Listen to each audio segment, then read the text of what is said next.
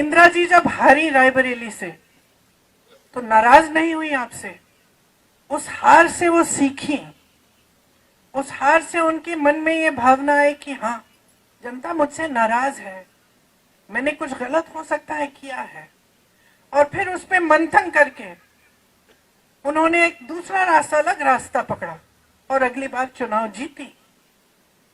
तो ये आपकी जो भूमिका रही है, रायबरेली की जनता की भूमिका, वो यही भूमिका रही है कि आपने इस देश के लोकतंत्र का प्रतीक यहाँ पे रायबरेली में पूरे देश को दिखाया है। तो आज हम कहाँ खड़े हैं?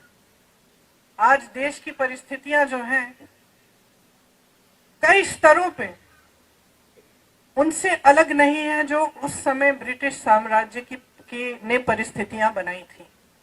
क्यों? क्योंकि आज देश का जो गरीब है, देश का जो किसान है, उसको एकदम नकारा जा रहा है।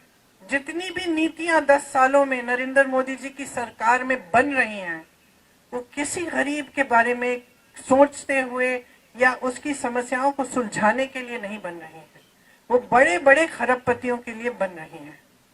और आज ये सच्चाई है कि देश का किसान पिस रहा है, मेहनत करता है, पसीना बहाता है, धरती को सींचता है अपने पसीने से, लेकिन उसकी मेहनत की कमाई उसके लिए पूरी नहीं हो रही है। आज आप जॉब करते हैं या कहीं पे आपकी नौकरी मजदूरी लग जाती है किसी गरीब की, तो जितना भी कोशिश करे, जितनी भी मेहनत करे, काफी कमा नहीं पा रहा है कि उसका जीवन सुविधापूर्ण और अच्छी तरह से बीते। चाहे बच्चों की शिक्षा हो, चाहे आगे जाके रोजगार ढूंढना हो, कुछ भी हो, आगे बड़ी बड़ी समस्याएं हैं और सब इन समस्याओं का सामना कर रहे हैं, लेकिन सरकार का कोई समर्थन नहीं आ रहा है। सरकार की नीति यह है कि लो 5 किलो का राशन ले लो और हम आपको बड़े बड़े इवेंट दिखाएंगे, हम आपको बताएंगे कि सब अर्थव्यवस्था कितनी मजबूत हो रही है, ये आपको बताएंगे। आपके जीवन में ये सच्चाई नहीं दिख रही है। जितने भी ऐसे संस्थान थे जो लोकतंत्र को मजबूत बनाते थे, उन सब को कमजोर किया हुआ है नरेंद्र मोदी जी की सरकार ने।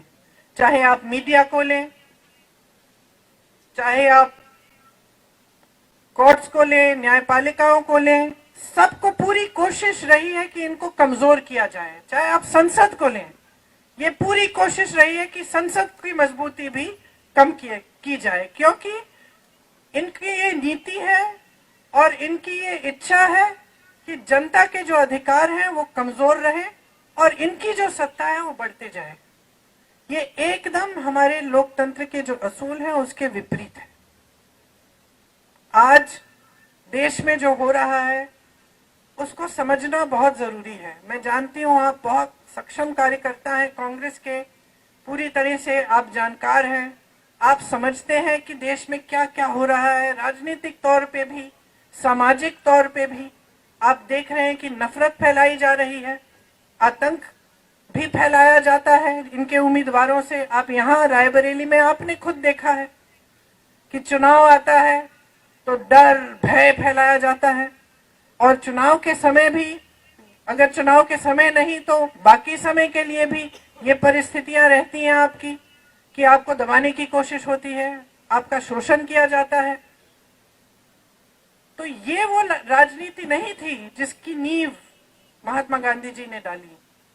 महात्मा गांधी जी ने, पंडित जवाहरलाल नेहरू ने जो आंदोलन किया वो इसलिए किया था ताकि जनता के अधिकार मजबूत हो।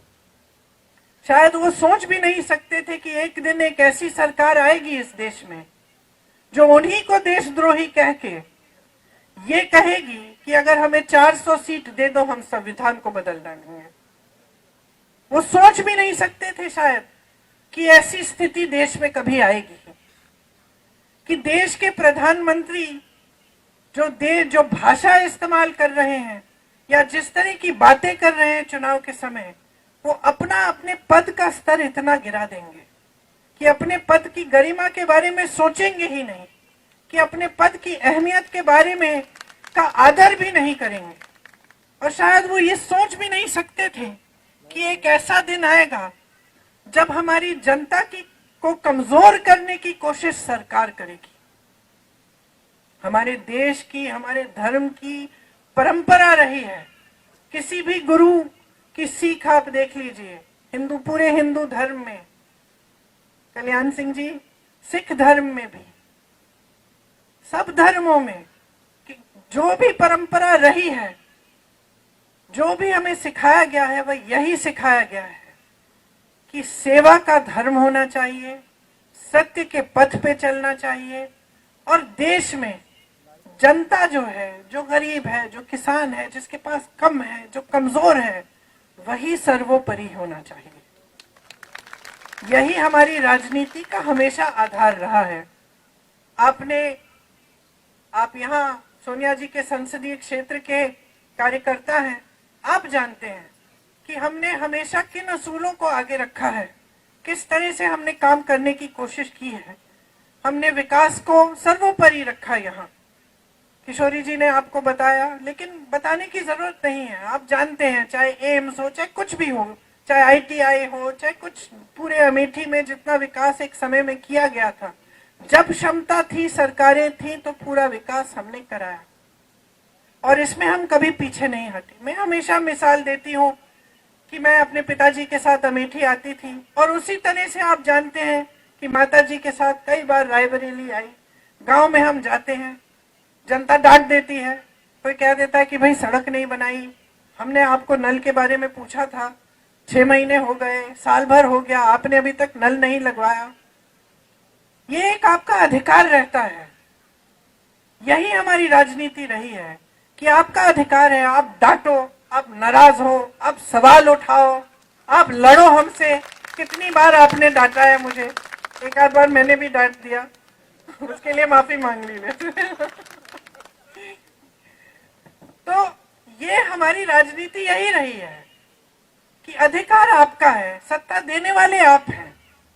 आज अगर हम अकेले चुनाव लड़ने जाएं, आपके बिना, आपकी मदद के बिना, तो वो नतीजा नहीं आएगा जो तब आता है जब आप सब लगते हैं, आप सब दिल से काम करते हैं, और हमारे साथ जनता जुड़ती है। और यहाँ की जनता हमेशा जागरूक रही है। ये मुझे याद है सोनिया जी के पहले चुनाव से, जब मैं उन लोगों को बूथ में गई लेने के लिए, उस चुनाव से मुझे याद है कि यहाँ की जनता जागरूक रहती है, समझदार है। आप जानते हैं कि काम करने वाला कौन है, आतंक फैलाने वाला कौन है। आप जानते हैं कि हमारी सुनवाई कहाँ होगी और हमें धमकाया कहाँ जाएगा। ये आपको अच्छी तरह से ये सारी चीजें अपने क्षेत्र के बारे में मालूम है। और यहाँ की खूबी ये है कि सिर्फ अपने क्षेत्र तक सीमित नहीं, आप पूरे देश की राजनीति को अच्छी तरह समझते हैं। तो ज्यादा समझाना नहीं चाहती मैं जानती हूँ आपको ये सब जानकारी है, लेकिन देखिए आज देश में परिस्थितियां ठीक नहीं है। आज जनता की मांग है, महंगाई कम करो, रोजगार दिलवाओ, हमारा भविष्य मजबूत करो। और सरकार की बातें हैं कि हिंदुस्तान में चुनाव हो रहा है, पाकिस्तान की बात कर रहे हैं। लोगों को ये कहने की कोशिश करेंगे कि कर रहे हैं कि कांग्रेस पार्टी आपके भैंस चुराएगी, आपके गहने चुराएंगे। भय फैलाने वाली बात, जिसको आप अच्छी तरह समझते हैं, क्योंकि आपने बार बार अपने क्षेत्र में ये देखा है कि किस तरह से गांव गांव में जाके झूठ फैलाए जाते हैं, भय फैलाया जाता है, और ये कोशिश होती है कि जज्बातों के आधार पर, भय के आधार पर जनता वोट दे दे। और यही जो सिलसिला है, इसने हमारे लोकतंत्र को कमजोर किया है। आज अगर ये लोग चुनाव के मंच पर आकर पाकिस्तान की बात,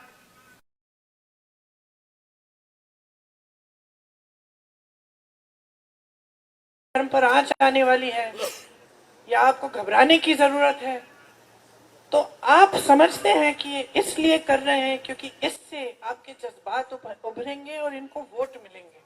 और एक बार इनको वोट मिल जाता है, इनको सत्ता मिल जाती है, तो आपने खुद अनुभव किया है कि 10 सालों में आपके लिए क्या नहीं किया, क्या किया है इन्होंने। जो जो प्रोजेक्ट ये दिखा रहे हैं अपने इश्तिहारों में, ज्यादातर वो प्रोजेक्ट कांग्रेस के जमाने में पास हुए, तब शुरू हुए, अब जाके बन रहे हैं। परिवारवाद की बात करते हैं, जितने भी लोग ये कहते थे कि परिवारवाद परिवारवाद, अब इनकी पार्टी में देखिए तमाम बेटे बेटियां चाची चाचियां सब इनकी पार्टी में इकट्ठे हो रहे हैं। फिर परिवारवाद की बात कहां गई? भ्रष्टाचार की बात करते हैं। सबसे बड़ा भ्रष्टाचार का तो स्कीम इन्होंने निकाला है, इलेक्टोरल बॉन्ड का स्कीम। इन्होंने तो इसको एक स्कीम बना दी, स्कीम बना दी कि जो भी चंदा देगा भाजपा को उसका नाम गुप्त रहेगा। जब नाम बाहर आए तो इनकी बदौलत बाहर नहीं आए। बाहर आए इसलिए क्योंकि सुप्रीम कोर्ट में केस लगा और न्यायाधीशों ने बोला कि बाहर निकालो लिस्ट, अब सूची देखिए। और ये सब बातें आपको समझानी चाहिए लोगों को, किस किस से चंदा लिया है। जिसने गुजरात में वो पुल बनाया, जो पुल गिर गया, जिसमें सैकड़ों लोगों की जिंदगी गई, उस पुल बनाने वाली कंपनी से चंदा लिया। वैक्सीन बनाने वाली कंपनी से 52 करोड़ रुपए चंदा लिया। जिसको धमकाया था, जिसपे छापे लगाए थे, उनसे चंदा लिया, छापे बंद।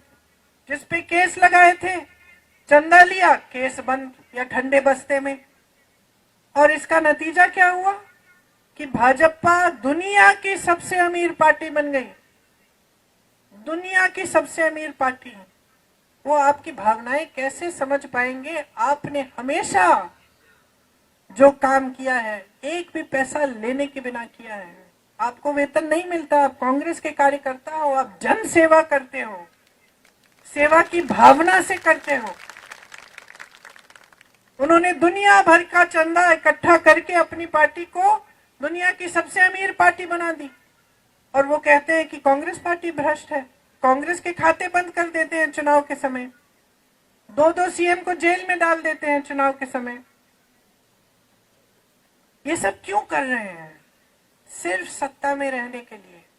इनकी बड़े बड़े खरबपतियों के साथ सांठगांठ है। 16 लाख करोड़ रुपए उनको माफ किए हैं। जो हमारा किसान 10,000 रुपए के लिए, 50,000 रुपए के लिए आत्महत्या कर रहा है क्योंकि वो कर्ज चुका नहीं पा रहा है, अपनी बेटी की शादी करा नहीं पा रहा है, उसके लिए एक पैसा माफ नहीं। आज ये है परिस्थिति और सच्चाई इस सरकार की। आप टीवी चलाएंगे तो आपको ये सच्चाई नहीं दिखेगी। आप टीवी चलाएंगे तो आपको सब सुनहरा दिखेगा। आपको दिखेगा कि देश आगे बढ़ रहा है, G20 हो रहा है, राष्ट्रपति और प्रधानमंत्री अलग अलग दुनिया के अलग अलग देशों की प्रशंसा कर रहे हैं। आपको बताया जाता है कि मोदी जी इतने बड़े नेता बन गए हैं कि वो चुटकी भर में युद्ध रोक सकते हैं पूरी दुनिया में। बहुत बढ़िया, रोकिए, फिर युद्ध रोकिए, लेकिन उसके साथ साथ एक आध रोजगार भी तो दिलवा दीजिए देश में। इतनी सत्ता है, इतने बड़े नेता हो, 10 साल से तुम्हारी सरकार है, जो किया है उसके बारे में तो बताइए जनता को।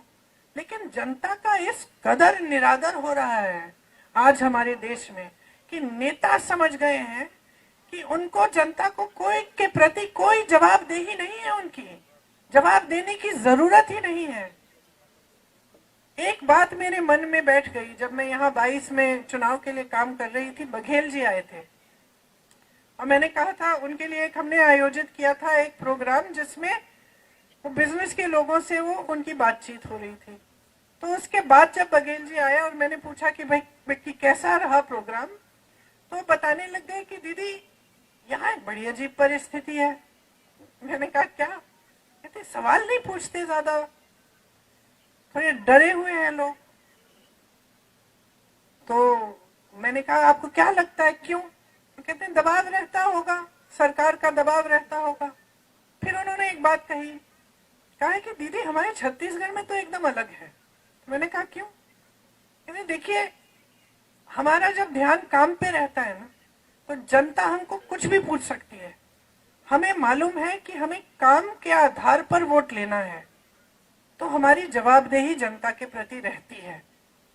यहाँ पे क्या परिस्थिति है, उत्तर प्रदेश की बात कर रहे थे, कि वोट लेने के समय नेता जानता है कि धर्म की बात करेगा उसको वोट मिल जाएगा। तो एक तरह से उसने अपनी जवाबदेही खत्म कर दी है, क्योंकि अब वो जान गया है कि चुनाव के समय मैं जज्बातों की बात कर दूंगा, मैं धर्म की बात उठा दूंगा, वोट तो मुझे मिलने ही मिलने हैं, तो फिर मैं काम क्यों करूं। तो ये भावना जब किसी ऐसे व्यक्ति के दिल में आ जाती है जिसके पास इतनी सारी सत्ता है कि भाई मुझे काम करने की जरूरत ही नहीं है, बगैर काम किए धर्म की बात करके या बड़े बड़े सपने दिखा के या बड़े बड़े झूठे वादे करके ही मुझे वोट मिल जाएंगे, तो काम करना बंद कर देता है जो सही काम है। और उसका ध्यान कहाँ जाता है? अपनी सत्ता के प्रति, किस तरह से अपनी पार्टी के लिए धन इकट्ठा किया जाए, किस तरह अपने खरबपति मित्रों को मजबूत बनाया जाए। और 60 गांठ की बारे में मैंने क्यों बात की? क्योंकि आज देश की पूरी मीडिया बड़े बड़े खरबपतियों की है। जो पैसे, जो धन भाजपा ने इकट्ठे किए हैं, किसके पैसे हैं? कहां से आया है वो धन? जो 16 लाख करोड़ रुपए माफ किए गए हैं इन खरबपतियों को, वो किसका धन है? देश का धन है, मोदी जी का धन नहीं है, वो देश का धन है, वो आपकी संपत्ति है। तो ये सारी बातें आज हमें समझनी पड़ेंगी, क्योंकि अगर हम इन बातों को ठीक से नहीं समझेंगे तो हम बाकी लोगों को कैसे समझाएंगे कि कितनी भीषण परिस्थितियां हैं आज देश में, और हमारा पूरा जो लोकतंत्र है वो खतरे में है। हम बार बार बोलते हैं मंच पे, लोकतंत्र खतरे में है, लोकतंत्र खतरे में है। इसका मतलब क्या है? जो गांव में रहता है, जो किसान है, जो गरीब है, उससे क्या मतलब है इस लोकतंत्र का? ये समझाना जरूरी है कि इस लोकतंत्र ने अधिकार दिया है आपको, वोट का अधिकार, जो सबसे बड़ा औजार है जिससे आप अपने जीवन में बदलाव ला सकते हैं या फिर आप अपने भविष्य को अंधकार में भी ढकेल सकते हैं। ये समझाना जरूरी है। ये समझाना जरूरी है कि अगर संविधान बदलेगा, इसका मतलब क्या है? क्या आपका वोट कल को आपको नहीं मिलेगा? क्या आरक्षण कम हो जाएंगे? क्या जो आपके अधिकार हैं, जैसे कांग्रेस ने आपको भोजन का अधिकार दिया, जनता को शिक्षा का अधिकार दिया, इनका क्या होगा अगर संविधान बदलेगा?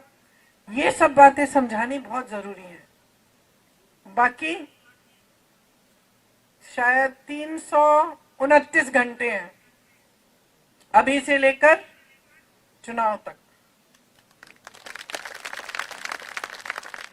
2-4 घंटे हर रोज सोने के लिए रख लीजिए, बाकी सब मेरे हैं। दौड़ाऊंगी, काम कराऊंगी, डांटूंगी, कंधे से कंधा लगाकर आपके साथ लड़ूंगी। और अगर एक सेना है इस पूरे देश में जो लड़ना जानती है तो ये सेना है।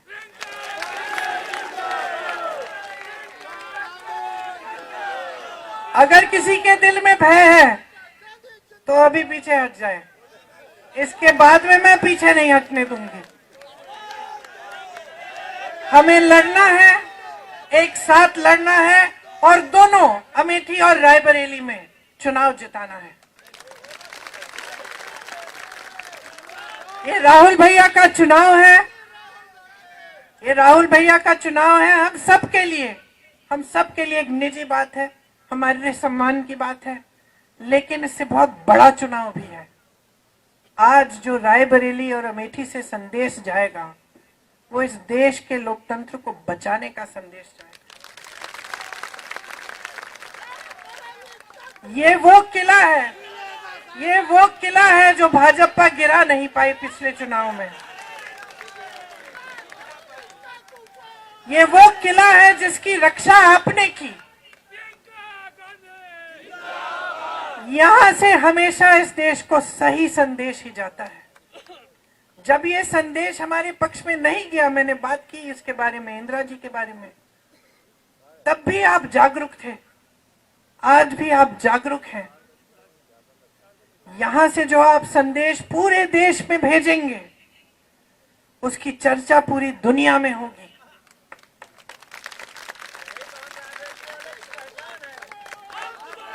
तो आपकी